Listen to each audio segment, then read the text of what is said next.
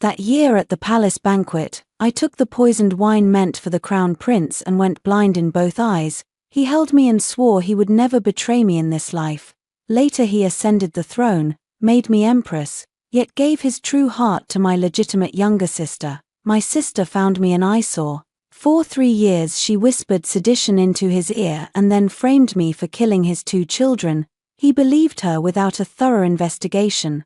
On the day I was given the poisoned wine, he pressed my shoulder with his own hand. Don't blame me, blame yourself for becoming a murderous woman. When I opened my eyes again, I was back at the palace feast, looking at that cup of poisoned wine. I smiled, stepped aside, and joined the crowd in jeering. His Highness has quite the capacity for wine. Li Chenghan's fingers, reaching for the cup, halted suddenly, then withdrew. He turned and picked up a teacup instead, raising it to those making toasts. I am unwell today, I shall take tea in place of wine. My eyelids twitched ever so slightly. His gaze passed over the crowd and landed on my face. From that single look I knew he had returned too. Just now, that thought was like a bucket of ice water poured over my head, chilling to the bone the scant hope I'd scraped together since being reborn. The banquet continued, the music loud, dancers fluttering like butterflies, my fingers clenched inside my sleeve. Memories of my past life spun through my mind like a lantern on a carousel. 2 years in the Eastern Palace, we were once in harmony, but after he took the throne and brought my legitimate sister into the palace, he grew colder toward me day by day, his eyes as if looking at an inconvenient old thing. For the following 3 years I did not win so much as a shred of trust. In the palace infighting, he lost his 2 children yet listened only to slander, forcing the blame onto me. This time, I would not repeat the same mistake. My chest churned with boiling emotion, but I forced it down. My gaze swept the hall and finally rested on the Princess Li Chengyuan. She reclined by the table in a crimson-purple brocade skirt, twirling a cup in her hand. Though she and the crown prince were siblings, they had always been at odds, each coveting the throne. If anyone in the hall could challenge the crown prince, it would be her. I took a deep breath, lifted my cup, and rose. Just as I reached the princess's side and before I could speak, a voice called from behind. Owen. It was Li Chenghan, calling my pet name. I did not turn, but bowed to the princess. Your Highness looks particularly beautiful today. This servant dares to offer you a cup. The princess arched an eyebrow and was about to raise her cup when Li Chenghan came to my side. It's windy today. And you're frail. Why are you dressed so lightly? He adjusted my cloak for me, the motion entirely natural. I stepped back half a pace and lowered my eyes. Thank you for your concern, Your Highness. I am not cold. He seemed not to hear and continued. Owen, I nearly forgot, your eyes are truly beautiful. My whole body stiffened. Was he warning me? In my past life, fearing he would drink too much, I stepped forward to shield him from the wine, only to accidentally drink that poisoned cup myself. This life I had no such impulse. He must have realized I had been reborn as well. With his mind, he would immediately infer what my closeness to the princess meant. Bringing up my eyes now was clearly a warning, yet we had both returned to seize the initiative. Who would prevail was still uncertain. Before I could answer, he spoke again. Father asked about choosing a consort yesterday, and I haven't decided yet. Owen, what do you think? I lifted my head to meet his dark, deep eyes and felt a momentary confusion. Since that position could never be mine again, what business was it of mine? The princess smirked like a spectator. Brother, the choosing of a consort is a matter of state. Why ask a maiden not yet married? Li Chenghan ignored her and kept looking at me. I replied with proper deference. Your Highness is right. You flatter this servant. Such a matter is not for me to presume upon. With that I bowed to the princess and withdrew. The day after the palace banquet, the crown prince personally came to the Minister of Personnel's residence to propose. In my previous life he came at this moment too. The procession shocked the whole capital. 300 men carried the betrothal gifts, from the Eastern Palace all the way to the Shen residence gate. He wanted everyone in the world to know that Li Chenghan repays kindness. Minister Shen's legitimate daughter Shen Ingwan had injured his eye, so he would reward her with the position of principal consort, for dignity's sake. This life, no one touched that poisoned wine. so he needn't repay any kindness. The one he married would naturally be the beloved of his heart, my legitimate younger sister Shin Ingsho. The whole household had gone to the front hall to pay respects, and I saw the trunks and chests arranged in the hall, not as ostentatious as before, but extremely thoughtful. Dozens of golden Nanmu wooden chests stood open, all filled with the things my younger sister loved: a mutton fat jade begonia paired pendant, a solid gold exquisite forehead ornament, a secret color porcelain ink slab, a Tianshan snow velvet cloak, and an entire chest of Qingming glow pearls. Looking at those pearls emitting pure fused light and a faint fragrance, my eyes burned. I had thought I was already numb and would no longer grieve for the past, yet my chest was still clogged with countless grievances and wistfulness, heavy and inescapable. In my past life, my bedchamber had been filled with these pearls. Li Chenghan had spent vast sums sending men to the bitter cold in the far north to extract them from millennial ice marrow. One pearl was worth as much as a city. He nearly exhausted his private fortune. Even when his most favored legitimate sister asked for one, he would not relent. He said, "Sho, stop it. Your sister is pitiable. She can only rely on these pearls to see." Indeed, the Qingming glow pearls allowed me to barely make out some outlines with my eyes. By that faint light I saw his face clearly, and I saw clearly the poisoned wine he handed me. RWN. My mother's soft call pulled me back from my sorrowful memories. Only then did I realize I had stared at that chest of pearls for too long. Everyone in the hall was watching me, their gazes mixed with worry and pity. Everyone knew I had always been close to the crown prince. Everyone assumed the one entering the Eastern Palace would be me. Sister, Shin Ingsho came over and gently took my hand. Her voice was light and soft, as if truly afraid of hurting me. Your younger sister knows you are hurting. Father and mother are too. For such a big matter, why not let sister know first? She sighed and timidly looked at Li Chenghen. Your Highness, my sister and I have been close since childhood. I don't mind serving your Highness together with her. If your Highness grants it, I'll try to persuade sister. Persuade what? Persuade me to become a concubine. I suddenly found it laughable. Last life she knelt before me and said, "Sister is the empress. I will always be the younger sister. I would never dare to usurp." But that so-called never dare to usurp was only asking for my one life. Your Highness, she tugged at Li Chenghan's sleeve and shook it. Will your Highness consent? Li Chenghan raised his hand and lightly brushed her nose. I won't. Do you like pushing me onto others so much? Aren't you afraid I'll punish you? The affection in his tone was unmistakable. Even Shin Ingsho herself was a little stunned, then gleefully stuck out her tongue at me and apologized in a warm voice. Sister, I'm sorry. Li Chenghan also looked toward me, carrying an invisible pressure. I lowered my eyes to avoid his gaze, walked to the chests, and let my fingertips lightly sweep over the Qingming glow pearls. The touch was icy, just as before. Before, she hadn't gotten a single one. Now he did everything he could to make amends. No wonder people say, love often feels like a continuing debt. My sister is so fortunate. I smiled, my voice calm. Your Highness has been very thoughtful. It so happened that my sister's eyes were about to fail. This would come in handy. 3. In my previous life I was poisoned for 5 years, and I also suffered through 5 years of treatment. Later my understanding of that poison probably surpassed even that of the person who administered it. The imperial physicians were helpless. Li Chenghan invited famous doctors from all over, even asking people to seek out several reclusive masters of medicine in the mountains. They took turns feeling my pulse, testing medicines, performing acupuncture and fumigations. They exhausted all methods, but the results were slight. The senior female physician once told me, this poison that afflicts your Highness is cunning not in its ferocity but in its persistence. It does not take a life at once, yet it will bit by bit eat away at the foundations. I have matched the original poison and can prepare an antidote. Only then did I learn that this poison could not only blind a person, but also render them incapable of bearing heirs, hollowing out the body reborn in this life. The first thing I did was copy out the original poison's recipe. The names of the ingredients, the quantities, the methods of preparation were already burned into my mind. I even knew the poison's nature better than anyone. If one wanted it to act slowly, the best way was to mix it into a salve, to have it touch the skin daily and seep through the pores into the bloodstream. Lip balm was the perfect vehicle. A few days before the court banquet, I did not leave the house.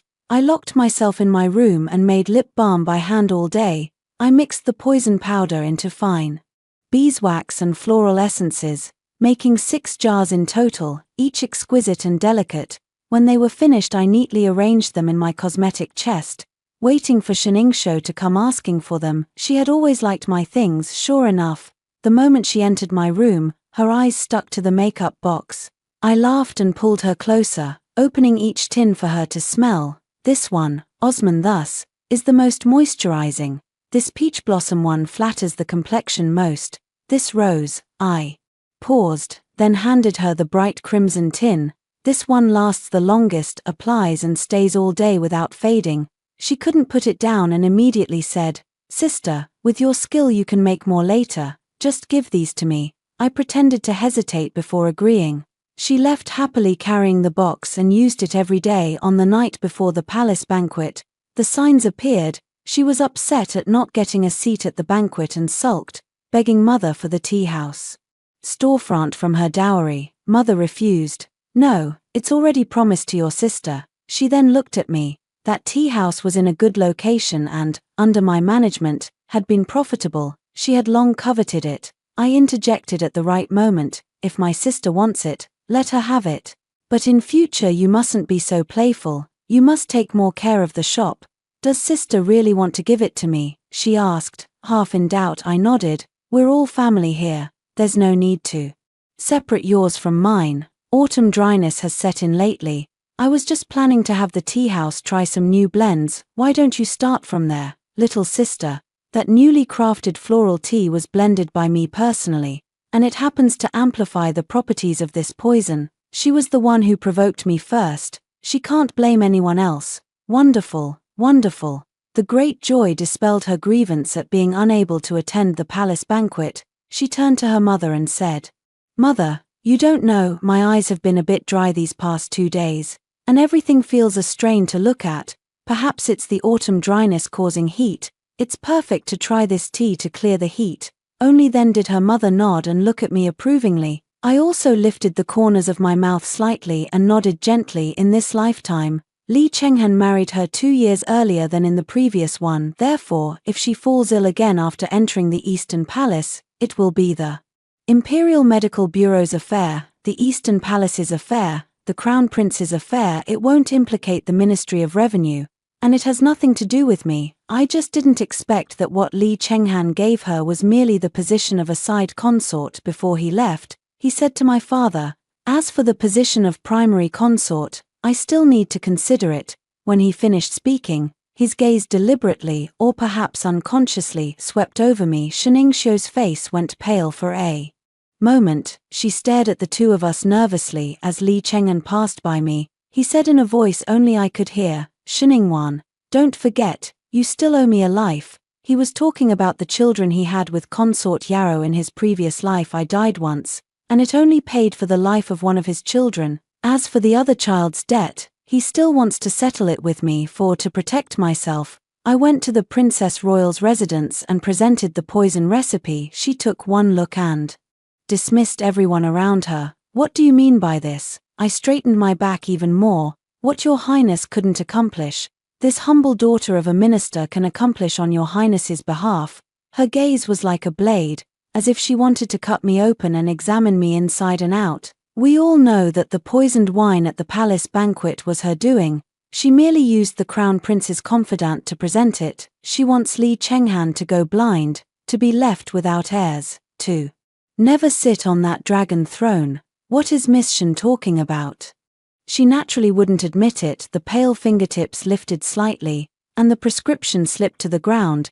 "But have you uncovered any scheme of harming others and framing them? And how did you obtain this prescription?" A few questions, watertight and flawless. The reason she was so wary was that the matter had been handled cleanly and neatly, so there could be no flaw in his previous life. After Li Chenghan ascended the throne, he devoted himself to a thorough investigation and still Found absolutely no leads. How could I possibly have the ability to investigate? I could only lie. When I was young, by chance I once met someone who made poisons. At the palace banquet that day, I recognized the poisoned wine by its smell and color alone and memorized the recipe. In fact, I was eager to keep my distance from Li Chenghan and never went closer to look at that cup of wine, but the Princess Royal doesn't know these details. She was silent for a moment, then said, "You claim you can accomplish what I failed to do. What do you mean by that?" "I knew I'd passed the first hurdle," she answered truthfully.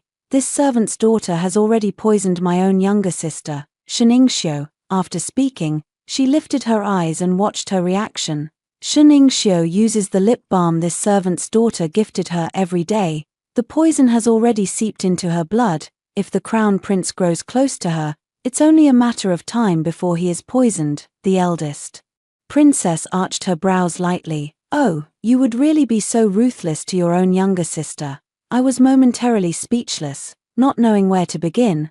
I wanted to say she had schemed against me in every way, sowing discord and slandering me, cutting off my hope of seeing the light again, and in the end, even taking my life. Each and every one of these grudges makes me hate them to the bone, but all of this belongs to a previous life, and there's nothing more to be said. The eldest princess waved her hand. "Enough." She suddenly lifted my chin. "I'm just as ruthless as you." I looked at my reflection in her pupils and understood what she meant. She poisoned her own younger brother. We are the same kind. It's not that we're heartless. I tilted my head back and looked straight into her eyes. "It's the circumstances forcing our hand." She lifted the corners of her lips. "I never thought that in the modest ministry household, two sisters would actually fight to the death. It seems your legitimate younger sister doesn't treat you well. My imperial younger brother isn't sincere with you either. Far from it. When she first entered the palace, she claimed she was inexperienced and afraid of offending people, and she had Li Chenghan transfer the competent palace maids from my side to serve her, intending to use those people's lives to blackmail me. Although I wanted to suppress her, I ultimately had reservations and was too soft-hearted, which is what gave her the opportunity. She ordered palace maidservants to hide Li Chenghan's birth date and the witchcraft talisman under my pillow, falsely accusing me of cursing the Lord. I heard the commotion. Before she could bring people to search the palace, I felt for the talisman and swallowed it all to destroy the evidence. When that scheme failed, she framed me for secretly receiving bribes from the imperial physician Zhao and for defiling the inner palace. Li Chenghan was furious, fearing the disaster would fall on his family. Physician Zhao struck a pillar and died, choosing death to prove his resolve. He tried to harm me repeatedly but failed. In the end, he actually poisoned the long-life lock I had gifted to consort Yao, who bore 2 children, using me to slaughter the imperial princes. This time, Li Chenghan dealt with me personally. Consort Yao's natal family was powerful. Her elder brother guarded the border, and both court and country demanded an explanation, so I became the discarded pawn used to reassure the people. He seemed to have believed Sheningxiu's accusations and disbelieved my innocence. On second thought, it may well be that after weighing the pros and cons, he decided that abandoning me was the easiest choice. What's hateful is that I once gave my heart to such a person. The eldest princess lightly brushed my temple hair. "Since you have pledged yourself to me, you must let me see what abilities you still possess." I lowered my head. "I await your commands, Your Highness." She lowered her voice. "I want you to win over the Minister of War." Minister of War Qi Rui was part of the Crown Prince's faction, conservative and rigid. Persuading him to support a female sovereign would be extremely difficult. I had thought the Princess Royal would want my father's backing. My father is the Minister of Personnel, a man of integrity and somewhat more progressive. It would clearly be easier to gain his support. The Princess Royal saw through my thoughts. "I'm not in a hurry. About your father, the fate of you and your sisters is still uncertain. Your father is a variable. What I need now is certainty. I have to admit, the siblings are indeed clever. In my previous life my father often told me that even if I became the crown princess, he would not therefore cling to the Eastern Palace but would remain loyal to the emperor alone. Yet in the end, because his most beloved youngest daughter insisted on marrying her brother-in-law, he cast aside all his principles and joined the crown prince's faction. When Li Chenghan ascended the throne and kept his promise to bring Shenningshou into the palace as his wife, lavishing every affection on her, my father led the reformist faction to wholeheartedly support him and help him stabilize the court. My mother also always said that Shenningshou and I were like the palm and back of a hand, and they couldn't bear to favor either side. Though it appeared they offended no one, in truth they believed my eyes were blinded. And my position would not last, and secretly they were helping her. If my closest loved ones treated me this way, I was well aware that the Grand Princess was no different. Whether I or Shenningshou rose or fell was left to fate. They were content to sit back and watch the outcome. I pondered for a long time and ultimately agreed. Circumstances forced me to this. I had to take it one step at a time. Winning the support of Minister of War Qi Rui was indeed difficult, but not entirely impossible. This man has one fatal soft spot, his only son, Qi Yulin. Speaking of him, the capital has only one appraisal, a playboy who has squandered his talents, but the truth is not so. Qi Yulin will achieve great things in the years to come. He is the only son of Minister Qi, born with a handsome face. But he doesn't like reading or practicing martial arts. He spends his days locked away in the manor outside the city, fiddling with carpentry and tiling work, saying he is building a city, a miniature city. When we were young, once he invited me to the manor to see his masterpiece.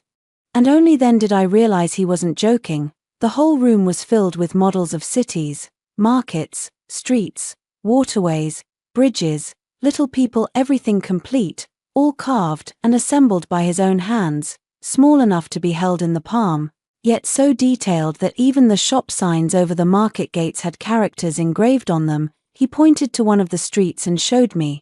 "Does this look familiar?" I leaned in to look closely. The street was straight, the east and west markets laid out in orderly fashion, and even the shape of the pond matched exactly, not a fraction off. He said with a triumphant air, "This is in front of your house." Seeing my amazement, he grew even more pleased, pulling me along for half an hour as he explained how the city's canals were channeled and the levees repaired, speaking non-stop with animated gestures. At the time I thought, if he put this kind of energy into proper pursuits, what might he achieve? Later he let me in on the truth.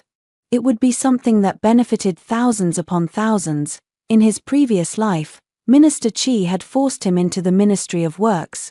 At first he was anonymous. People said he was only getting by on his father's influence. Then the Wei River burst its banks, turning 3 prefectures and 17 counties along its course into a marsh. Officials the court sent were helpless, passing responsibility around until this hot potato landed on his desk. He spent more than half a year on it and submitted a complete set of flood control strategies, from straightening river channels to reinforcing levees, and long-term plans for diverting and discharging floodwaters. I don't know how many days and nights he endured, calculating every bend and treacherous shoal along the Wei as clearly as could be. The Wei's calm thereafter was all his doing, waiting for his return. My fate had almost run out. He sent word through someone, asking if I needed him. I did not respond. I did not dare at that time. Nearly everyone around me had been replaced by people from Shenningshou, and I did not dare trust any word or object that came in, afraid it was a trap, until my mother came into the palace to see me. Seeing that I had grown so thin that only bones remained, she could not bear it in her heart. She avoided eyes and ears, whispered softly, "The Ji family's young man asked me to see if I could help you." Only then did I know that Qi Yulin really had loyalty and affection, and I became even more unwilling to drag him into this. Moreover, I no longer believed my mother this time. I found him at a villa outside the city. When I stepped inside, he set the model on the table and said, "A rare guest. I thought after you climbed up high, you wouldn't recognize this common man anymore." His tone was dripping with sarcasm. Our fathers served in the same court and our residences were close, so we often played together as children. Later, as I grew closer to the crown prince, I drifted away from him. I didn't waste words at this point and had the attendant present a brocade box. Inside is a wooden bridge, its body arched, the railings carved with floral patterns, and beneath the bridge finely etched ripples. I had someone search for half a month to find this. "He will definitely like it," Qi Yulin glanced at it, let out a snort of laughter, but still reached out to take it. He turned it over and over, looked at it several times, then raised his head to look at me. Go on, what do you want? With me, I forced down the urge to kick his backside and asked, would you be willing to enter official service a bit earlier? He froze for a moment, then burst out laughing. Shinawan, who sent you to play lobbyist? I didn't shrink back from his teasing and said bluntly, for myself, oh, you mean my entering office would be beneficial to you? He tilted his head, thought for a moment, then suddenly clapped his hands. I get it, you don't have a chance to marry the crown prince, so you set your sights on me. He spoke with utter certainty, and yet I felt nothing but bewilderment. Shinawan, let me be frank with you, I don't crave fame or office. I can't offer you the honors that set a person above all others. You've truly come to the wrong man. He actually thought I wanted to marry him, and resented him for not holding a single official post. That's not what I meant. The princess's fief has suffered floods for years. Next year's flood season may bring a great disaster. Rather than scrambling to respond then, it's better to take precautions now. I was thinking, if you go there to manage the waterways, you can put your skills to use and prevent harm to the people. Minister Qi had long been troubled by this son who refused to take office. If I can persuade Qi Yulin to take the right path, it will be a great help to him when I need his support in the future. I'll have one more bargaining chip. Qi Yulin listened and fell silent for a moment. Interesting, he leaned in toward me. The crown prince told me the same thing. He said he'd permit me to enter the Ministry of Works. Qi Yulin smiled without smiling. You two got into a fight, Shinawan. Is it because you can't win the crown prince's love that you threw in with the eldest princess? No, I denied it too quickly. Even I felt guilty about it, but since the words were out, I might as well keep going.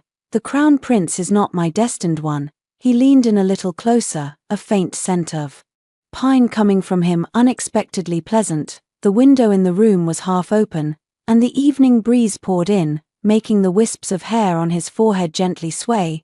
He had an exceptionally beautiful pair of peach blossom eyes, usually half-lidded in a languid way, as if he had just woken up, but at this moment those eyes were clear and cool, making me a little uncomfortable. Then what kind of good match do you want? I opened my mouth, but before I could speak, with a bang, the door was pushed open. Li Cheng'an stood at the doorway, his face like frost. I'm quite curious myself, what kind of good spouse do you want? Someone single-minded and devoted. I looked up at Li Cheng'an. Care for me, trust me, and never join others in deceiving or humiliating me. As the words left my mouth, I felt a rush of relief. Qi Yulin let out a derisive phut behind me. That's it. His tone was full of disdain. Isn't this the most basic requirement for a husband? You're the legitimate daughter of the famed Minister Shen, and that's all you ask of your husband. I turned my head to look at him. Those peach blossom eyes were filled with, you really have no ambition. Yes, I smiled. That's it. Li Cheng'an's face looked even worse. His jaw clenched tight as if he'd crushed something hard between his teeth. Qi Yulin didn't care about his expression. Instead, he said, I can meet that request. There was a youthful earnestness in his eyes. Then, would I count as your true love? Ripples suddenly rose across the lake of my heart. For a moment, I didn't take his words as a joke, yet to be seen, I heard myself say. The corners of his lips slowly curved up, laughter hidden in his eyes and at the tips of his brows. All right, he stepped back half a pace and spun in place. Feel free to observe. Qi Yulin, Li Cheng'an spoke, his voice like tempered ice. I have come today on official business. I'll ask you once more, Gongbu, will you come or not? Qi Yulin lazily crossed his arms. Your Highness, I'm really not cut out for officialdom. Spending all day with Gongbu and that bunch of old men, how could that be as much fun as pursuing young ladies? His eyes sparkled lightly, and he grinned as he asked me, do you think I'm right? Preposterous. Li Cheng'an swept his sleeve. A gentleman who indulges in pleasure and does not strive for progress, what a disgrace. Qi Yulin neither took offense nor argued. He simply cupped his hands and apologized. Your Highness, your admonition is well deserved. Li Cheng'an turned his head away in anger and stormed off. I stayed behind to persuade him for quite a while, talking myself hoarse. Yet he still wore that careless, nonchalant look with no other choice. I had to head home first, but on the way, I ran into Lee Chenghan, who had been waiting for me as the carriage reached the ward gate.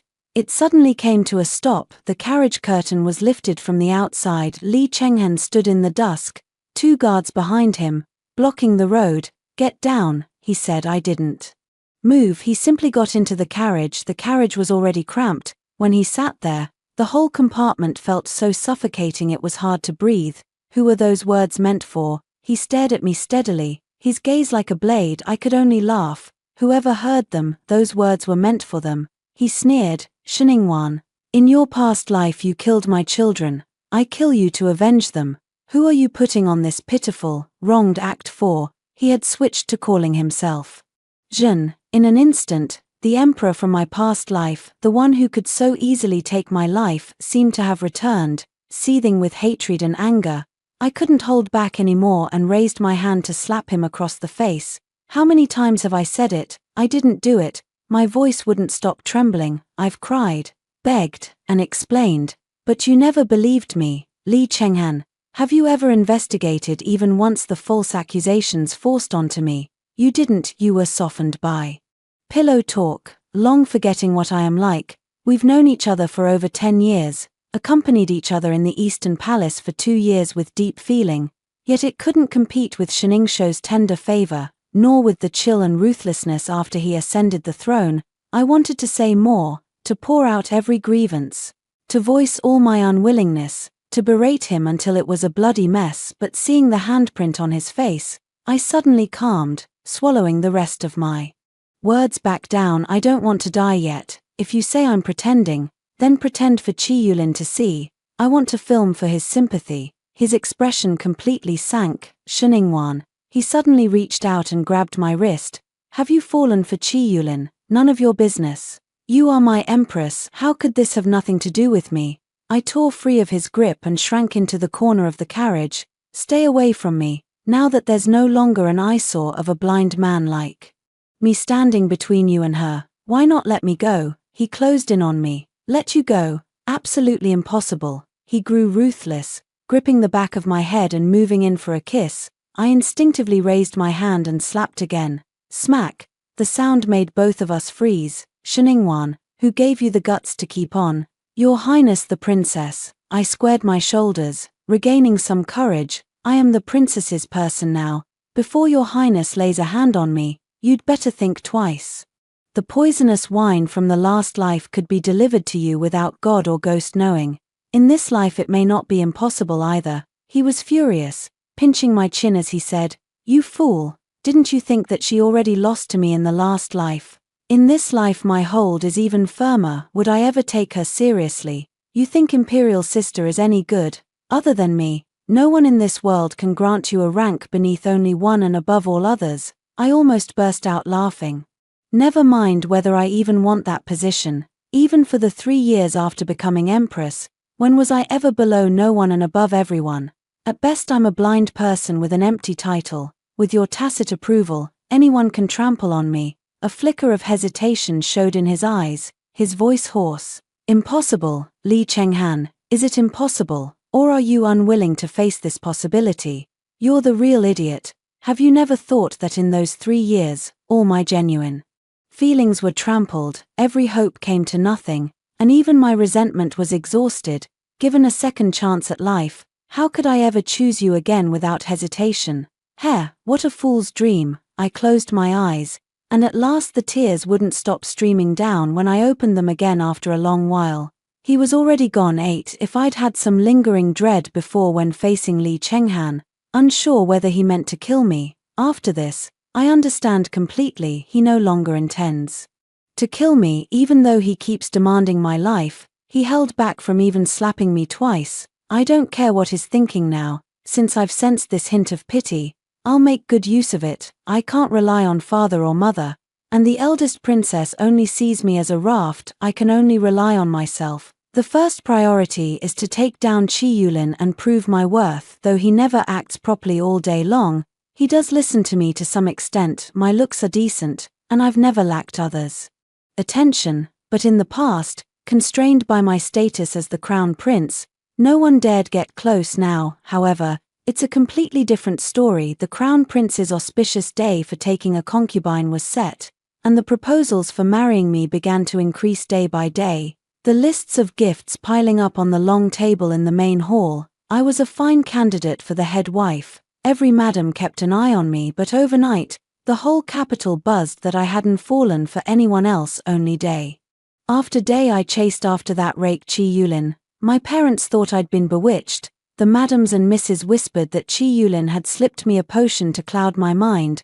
After hearing enough absurd talk, I actually felt like Chi Yulin had fed me a bewitching potion. Otherwise, why is it that the more I observe him, the more pleasing he seems? These past days, I've realized that Chi Yulin truly has great talent. The city models he builds, compared against the real places he's traveled to, each one is precise to an outrageous degree. He not only could build, he was also skilled in calculations. Once I asked him why the new city's canal between the east and west markets had to make 3 bends. He casually picked up a stick and spent the better part of an incense stick's time drawing in the sandpit, explaining clearly the terrain drop, the water's speed, and the rules of sediment deposition. At the end he said, "If you don't put in those 3 bends, the west market will be flooded once every 3 years." I was dumbfounded. He was also skilled at surveying terrain. Zhuangzi's storeroom was piled high with all kinds of drawings, mountain and river system maps he had painstakingly sketched by hand. For every place he had personally inspected, he marked on the map which river would swell in which season, which mountain had mineral deposits in which direction, and which stretch of road was most prone to landslides in what kind of weather. These things the Ministry of Works officials have been doing all their lives and may not do them as meticulously as he does. "Why don't you want to enter the officialdom?" I couldn't help asking him. He was planing a piece of wood, not even looking up, no interest. I stepped forward and held his hand. "Listen to me, the Wei River will flood badly next year, if flood control isn't stepped up. At the very least a dozen or so villages will be submerged." The carving knife in his hand paused. "Shinawan, I haven't been to the eldest princess's fief, nor have I seen the Wei River, so it's not my place to speak rashly, but I do know you haven't even left the capital. Or are you claiming to be able to predict the future?" "I can." Perhaps my expression was too solemn, and he froze for a moment. "I'm a fairy descended to the mortal world, and I can foresee the weather. Next summer there will be 10 days of torrential rain in a row. The midstream section of the Wei River is heavily silted up, and the downstream will inevitably breach. If you don't believe me, go see for yourself and calculate it again." He did not treat my words as a joke. He bent down, took out a map, spread it on the ground, and calculated for a whole hour. When he finished, he sat in the middle of the map, looked up at me and said, "Fairy, you're right, but will there really be 10 days of heavy rain? Whether it rains or not, it's always best to take precautions." I appealed to emotion and reason, describing in full the tragic scene of the Wei River breaching in our previous lives. I also conveyed the eldest princess's intention. Even if the court refuses to allocate funds, the eldest princess can afford it. "If no one in the Ministry of Works is willing to go, I'll go with you to conduct the survey." When I said those words, I wasn't thinking only of Minister Chi's favor, nor merely of currying favor with the eldest princess. I was thinking of the common folk who were swept away by the flood in my previous life, having lived again. If I can save them with Chi Yulin's help, then this second chance won't have been in vain. "I'll go." Chi Yulin cut me off mid-prattle, rubbing his ear. "Stop nagging. Is it not all right if I go?" Mrs. Chi, hearing of this, was overjoyed and ordered many generous gifts to be sent to the Shen residence. She also somehow heard that I would only marry his son. So today she invited my mother to tea, and tomorrow she invited her to the opera. Between the lines she's trying to pin down the marriage. Mother was completely taken in by her coaxing. She came back to discuss it with me. "I think Mrs. Chi is sincere. She can't speak highly enough of you." The father, however, was very hesitant. As Minister of Personnel, he had always prided himself on being a member of the Qingliu, refusing to form factions or take sides. And that was how he had remained steady in court for so many years. Now his younger daughter was tied to the crown prince.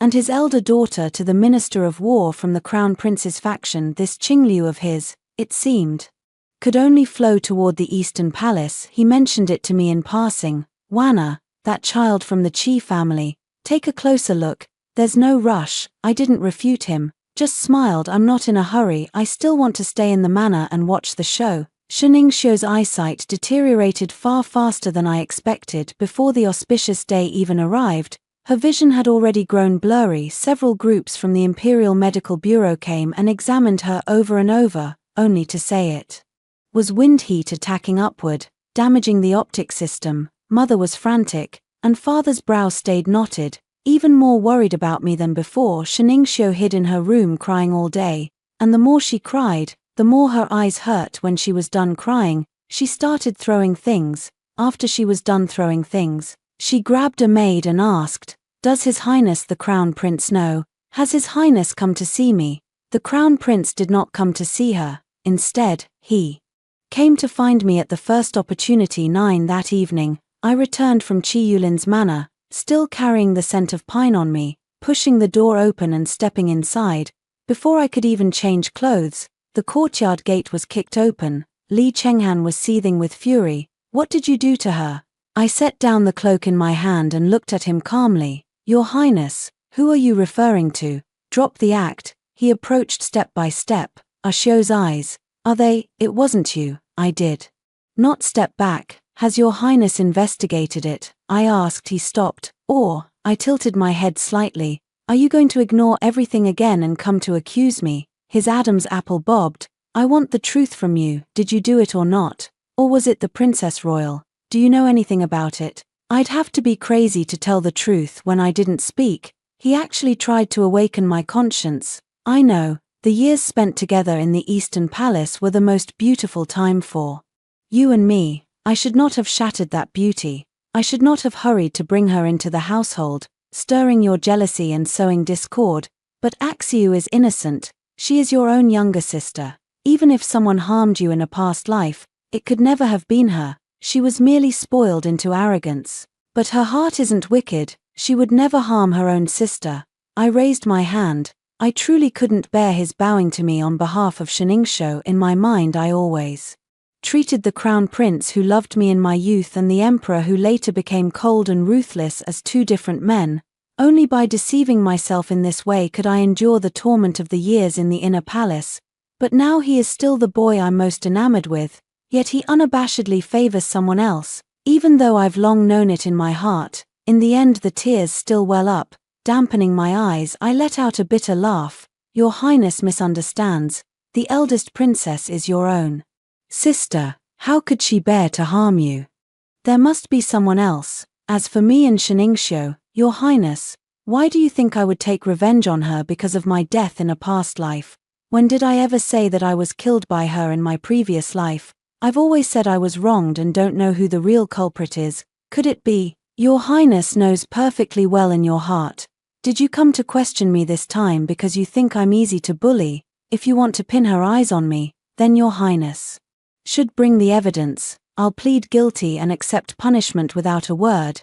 If you have no evidence, Your Highness, please leave." Li Chenghan stared at me for a long time without speaking. Owen, it was as if he had just met me. He examined me carefully, inch by inch. But I am no longer the Shuningwan from my past life whose heart would race at a single glance from him.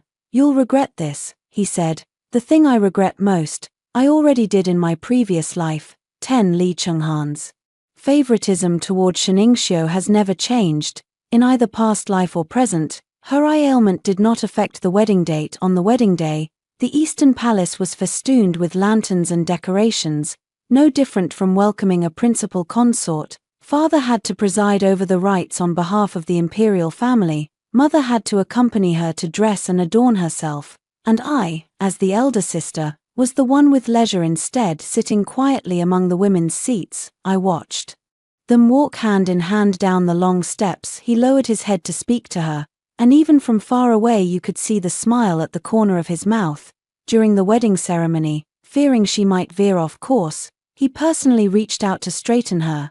This is a kind of attentiveness I had never experienced. All the guests praised the Crown Prince for his deep affection and steadfast devotion. I picked up the teacup and took a sip. The tea was good, but it lacked the flavor of the wild tea from Chi Lin Manor. Nothing interesting. I rose from my seat and happened to run into my mother. She felt she owed me, and softly asked, "Wanna, aren't you waiting for the banquet to end?" "I'm not waiting," I said. "Chi Lin is waiting for me at the city gate. We're going to survey the middle reaches of the Wei River. This trip will take 3 months, so many hardships in between every day. Chi Lin gets up before dawn and walks along the river, and only when the sun sets does he stop to rest. He measures section by section with a ruler, notes down every detail stroke by stroke with a pen. He's worn out several pairs of shoes, and has grown noticeably thinner. I stay by his side. When I can't walk anymore, I sit on the field ridge and wait for him. There's not a trace of a noble lady's grace left in me, only a small person struggling to survive in the cracks of a chaotic world. Mother wrote to say that the Crown Prince has been dropping by the Shun residence every few days, probing and asking roundabout questions about my whereabouts. Only when he learned that I had set a wedding date with Chi Lin did he stop asking. At the end of the letter, Mother wrote a passage. "Waina, your mother knows you are a clever child. There are things she ought not to say too much.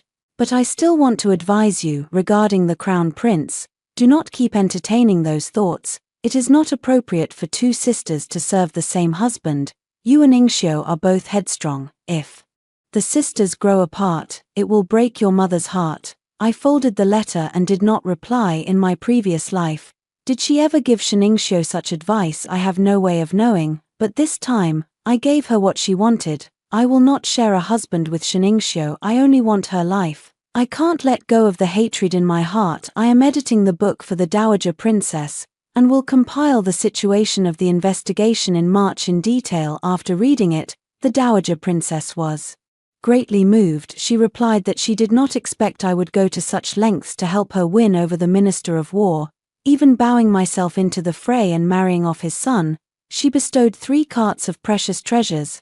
I had a trusted servant buy a small 2-compound house and locked all those treasures inside. This was my last resort, for when everything else failed, Chi Lin was not given to romantic attachments. He was absorbed in blueprints and timber, to the point of neglecting meals.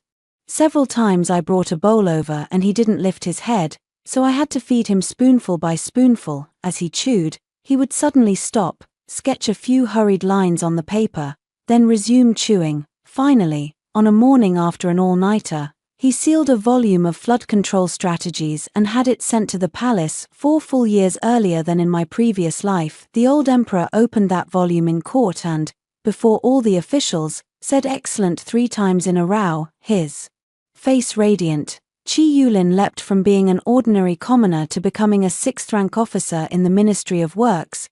The imperial decree praised him for being knowledgeable in hydraulics and exceptionally talented, rewarded him with gold, silver, and silk, and granted him a plaque inscribed "benefiting the people with water management." When the news reached the Qi household, everyone rejoiced.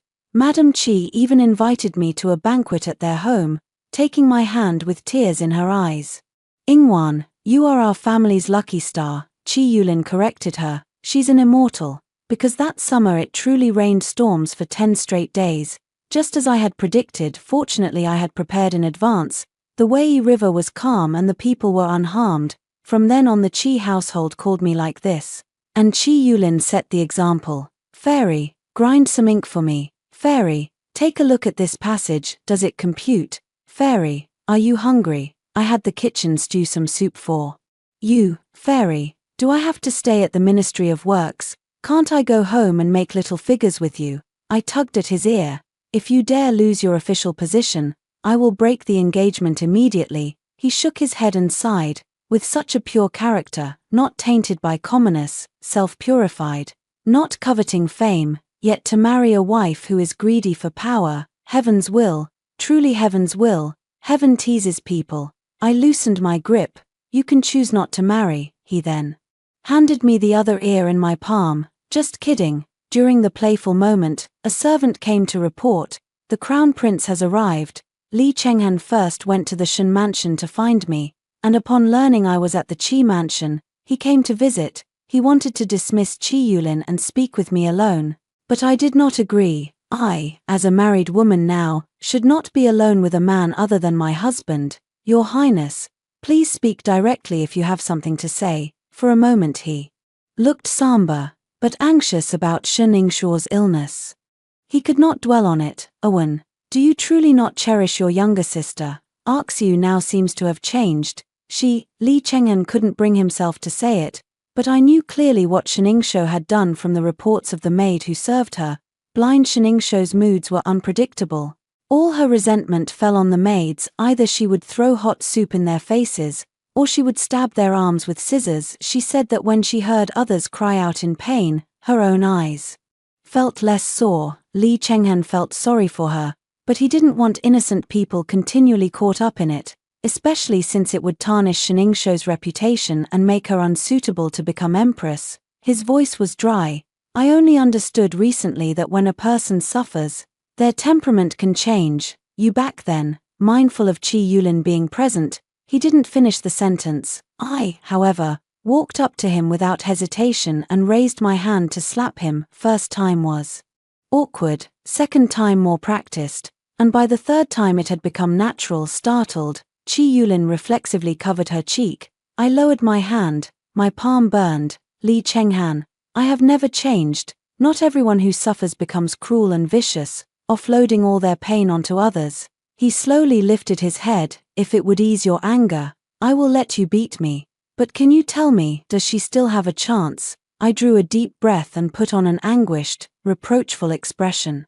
You once sought a doctor with the surname Yu for me. In truth, he did prepare an antidote. Li Chenghan's eyes flickered, as if recalling, I only learned this recently. The princess has come to trust me greatly and took me to see the doctor who made poisons. From his voice I recognized him as the man who, in my previous life, treated me for a long time and said to me countless times, Madam, please be at ease. But the antidote he prepared for me had been swapped by a palace attendant Shen Ningxiao had placed by my side. The moment I took it, I tasted a candied fruit with a dusty flavor, obviously useless. Because of that, Li Chenghen called him an incompetent physician and had him expelled from the capital. The Princess Royal told me, you only need to give a little guidance to make the prince come to him of his own accord. Every word I now say to Li Chengjiao is in accordance with the Princess Royal's orders. Dr. Yu opened an apothecary in the south of the city. Go find him. He can save Shen Ningxiao. Li Chenghen said thanks, and when he reached the door he suddenly stopped. Owen, he said with his back to me, you wouldn't lie to me, would you? With your highness so suspicious, I couldn't help thinking that you already know all the things Shen Ningxiao did to me in the past. He stood at the door for a long time again before finally leaving. Only when the footsteps faded outside the courtyard did Chi Yulin come to his senses. He asked me, Shinawan, why can't I understand what you people are saying? I kept my face expressionless and my heart steady. That's how people in official circles speak, roundabout and evasive. There are tricks to it. You'll have to ask me more about them. He immediately replied, but you even dared hit the crown prince, won't you hit me in the future? I smiled. That depends on how you behave. He stepped forward, cupped my face, and his fingertip gently brushed my eyes. What hardships did you suffer before? Tell me. My throat tightened, my voice carrying an almost imperceptible catch. Better not to mention it. He didn't press further, only placing a light kiss on my eyelids. Such beautiful eyes must be well cared for, though I don't know why your sister became blind, nor how she once mistreated you. I'm certain she deserved what befell her. I suppose your father and mother favored her. Never mind, I'll dote on you from now on. The entire Qi household will dote on you. I buried my head in his chest, clutching his waist tightly, unable to hold back sobs. There, he stroked my head repeatedly, his voice as gentle as a feather. If you hit others, you can't hit me. I wiped my tears into a smile. Suddenly I felt that some things in this world are harder to find than an antidote, like trust, like sincerity, like someone willing to be biased in your favor. Half a month before the 12th great wedding, Minister Qi of the Military Affairs sent someone to summon me to the study. I had thought he would instruct me on the Qi household rules, the relatives of the clan, or the matters of running the household in the future. But after I entered the study and the door was closed, this usually stern minister of war actually poured me a cup of tea first. Old man only asks you one question: did you marry my son for the grand princess, or do you truly care for him? I held the teacup and did not answer immediately. From outside the courtyard came the sounds of hammering and knocking. The servants setting up the wedding canopy. Chi Yulin's voice mixed in, directing something among them. I married him for both, I said frankly. Chi Shong raised his eyebrows. If I may speak without fear of being laughed at, I'm not very old, but I've seen too much hypocrisy. Only Chi Yulin treated me well. He was the most sincere and expected nothing from me. Chi Shongshu was silent for a moment, then asked, you just said both, what is the other one? As Minister of War, Darren, your strategies far surpass mine. I earnestly beg you to set aside gender bias and consider carefully, between the crown prince and the princess, who succeeding the throne would be more beneficial to the people. Chi Shongshu's expression shifted slightly. I took the chance to continue. In the 17th year of Xianda, the crown prince was ordered to provide disaster relief. The court allocated 300,000 dan of grain. He went through the disaster areas, but distributed less than 100,000 dan. Where did the remaining 200,000 dan go? At that time, you were in the army. One of the staff officers under your command was from a disaster-stricken hometown. He saw his parents starve to death, yet discovered that the crown prince's confidants were reselling grain from the public granaries at high prices. Later that staff officer tried to file a complaint to the court, but before he even left the camp, his legs were broken. Darren, did you investigate this matter and trace it to the Eastern Palace? And then, there was no then, because some things cannot be probed too deeply. That is 1, 2, in the 19th year of Xianda, the crown prince was ordered to train troops in the capital region. He was impatient for success and disregarded the soldiers' lives, forcing them to train shirtless in the bitter cold, causing over 300 men to freeze to death or be injured. Yet the final verdict was merely accidental casualties during training. Darren, you have commanded troops. Can such things really be hidden from you? He did not interrupt me. His gaze, however, held more appraisal. You asked if I support the princess. Yes, and no. Though a woman, the princess is not inferior to the crown prince. She knows how to appoint the right people, cares for the common folk, and in her fief none steal from the roads. The crown prince, on the other hand, is blind to the private misconduct of his confidants. Would you be at ease in trusting the lives and fortunes of the Qi family to such a person? Qi Shongshu's brow knit. Do you have evidence for these claims? The Grand Princess has it. I stood up and bowed to Minister Qi. Please take your time to consider it, sir. The Grand Princess awaits good news. Before leaving, he called after me. Don't let my son down. Earlier I opposed him marrying you. He insisted and refused to back down, preferring to be punished by the family rules. The wounds on his body still haven't fully healed. Seeing my stunned expression, he froze. You had no idea. I saluted. Again, left the study, and gently closed the door in the corridor. Chi Yulin was leaning against a pillar, finished talking. Were you eavesdropping? Do I need to eavesdrop? You really didn't eavesdrop. No, he spun me around, checking carefully that I was unharmed. My father didn't trouble you, did he? I played along and said to him, your father only admires me. Don't be ridiculous, he scoffed, then teased. But I've heard fathers-in-law are usually nicer to their daughters-in-law. Still, he shouldn't like you too much, right? Are you trying to lose your ears? We bantered as we ran back to his room. Seeing no one around, I grabbed his collar and tried to pull him down. No, no, he put his hands over his chest and backed away repeatedly. It wouldn't be proper, it wouldn't be proper.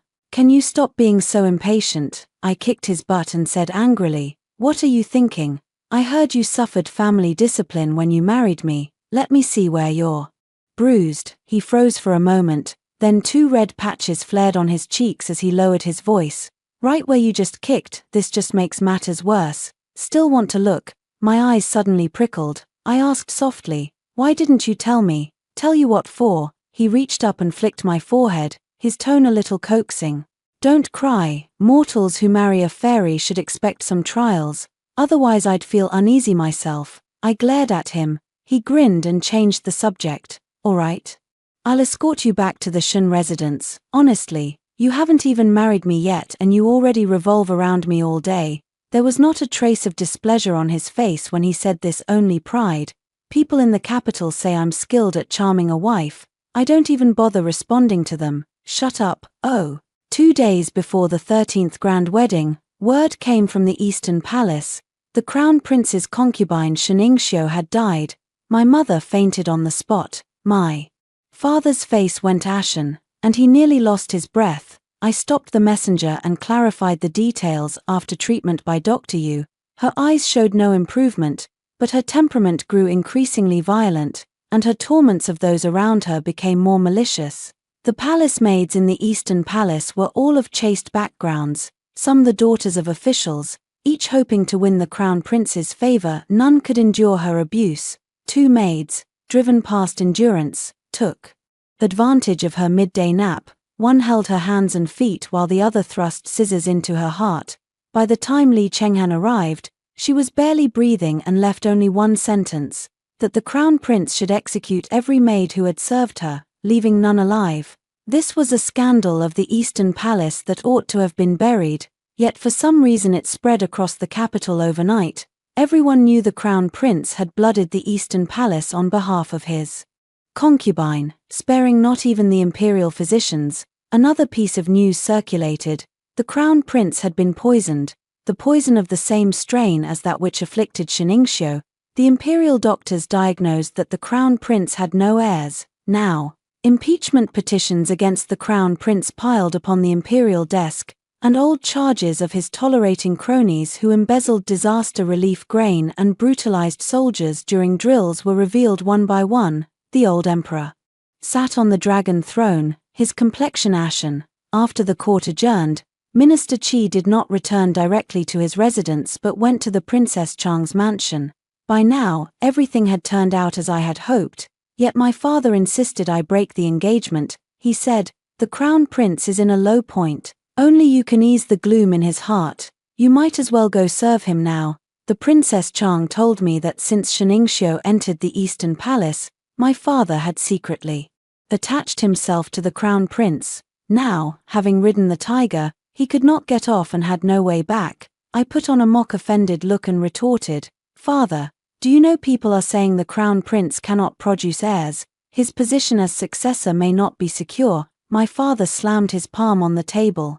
"Nonsense." He then straightened, slowed his voice, and continued to urge me, "Even if true, the palace is full of skilled physicians. Why worry about treating His Highness?" My mother also urged, "Wanna, your sister's bones are barely cold. You shouldn't be arranging a wedding now. Why not listen to your father?" A chill spread through my heart. Why had I not seen their faces clearly before? Father and mother, perhaps you do not yet understand the present situation. The Crown Prince's deposition and the Princess Chang's accession are already decided.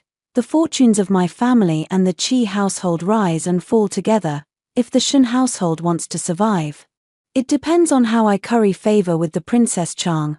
Only then did my father suddenly realize the closeness between me and the Princess Chang, why since returning from the imperial banquet I had been visiting her mansion daily, and why ties with the Qi household had grown so close.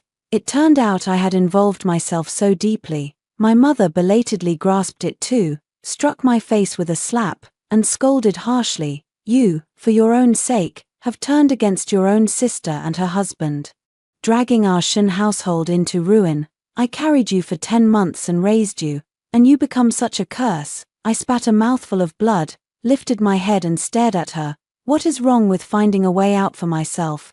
You hurried to pick sides and chose the wrong camp, then try to throw the blame onto me." My father raised his hand to strike me. I dodged and said coldly, "From now on, Father, do your duty and be content to be a loyal minister." Having said that, I turned decisively and looked at them one last time. 14. The wedding date with Qi Yulin remained unchanged. Not a day moved. My father and mother did not attend. The Qi household, however, preserved full face for me, red silk laid from the main hall all the way to the alley mouth. Qi Yulin rode a bay horse to fetch the bride. Alighting, he nearly tripped on his robe's hem. provoking laughter from the gathered townspeople. Once steady, he reached out his hand toward me, his voice amused. "Fair maiden, take your seat in the sedan." With the red veil over my face I could not see him, but I could hear him. Laughing over the firecrackers, the sedan was lifted, and behind me the vermilion gates of the Shun residence closed heavily. I did not look back. On the night of the wedding, the palace bell of mourning at the Eastern Palace suddenly tolled. Crown Prince Li Chenghan slit his own throat before the shrine of his concubine, Qi Yulin, and I, however, drank the ceremonial nuptial wine as if nothing had happened, our hearts united, and made love all through the night. The princess had been involved. With me, should I have spared Li Chenghan's life at that time? I retorted. If he were to gain power today, how would he treat your highness? I think she understood that clearly. In the previous life, after Li Chenghan ascended the throne, he sent a length of white silk to the princess's residence. Publicly they only said the eldest princess had taken her own life, and he did not even grant her a posthumous title. He said that a woman's body could never dare contend with him for the world. More than that, he insisted on having his way. It was a matter of course. The old emperor already had little time left, and with the crown prince dead his health declined even faster. 3 months later, the edict was issued. Succession passed to the emperor's eldest daughter. On the day the empress ascended the throne, the capital saw the first snowfall of the winter. I stood under the corridor of the Qi residence, watching the snow fall across the sky. Last life. At this time I could only sketch the fall of snow from memory, while palace women deliberately told me things to hear, what new garments Shiningsho had acquired, what rewards she had received.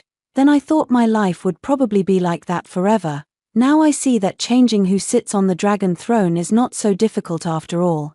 After the empress took the throne, her first task was to straighten the court. Minister Qi was promoted to the Grand Secretariat. Qi Yulin was raised to Deputy Minister of Works, and I too received an imperial commission. Father, however, was demoted 3 grades and sent to a sinecure in Lingnan. On the day he left the capital, he entrusted someone to bring a letter to me, saying the family wanted to see me once more. I did not go. I no longer wanted to give myself more grief. I already had a family I had chosen. Another year passed in the blink of an eye. Year after year the flowers look the same, but people change with each passing year. Sometimes I remember that in my previous life I had hoped with all my heart that Li Chenghan would uncover the truth, that he would regret it, see my virtues again, and recognize Shiningsho as the truly malicious one. Now I finally understand that before favoritism, the truth amounts to nothing. He loved Shiningsho and was willing to become blind for her. Her humiliations of me, in his eyes, were mere tantrums, jealousy, or play. Even if the truth were exposed, it would only cause a momentary pang of guilt and nothing more. Li Chenghan treated me this way, and my parents did too. Most of the world's affections are like this, lamentable and worthy of song. Fortunately, in this life there is one less emperor opening his harem wide and provoking women to vie for favor. The daughters of the Yarrow family need not enter the palace as concubines, need not bear children for someone they do not love. I still remember the night she wept as if her heart were torn apart.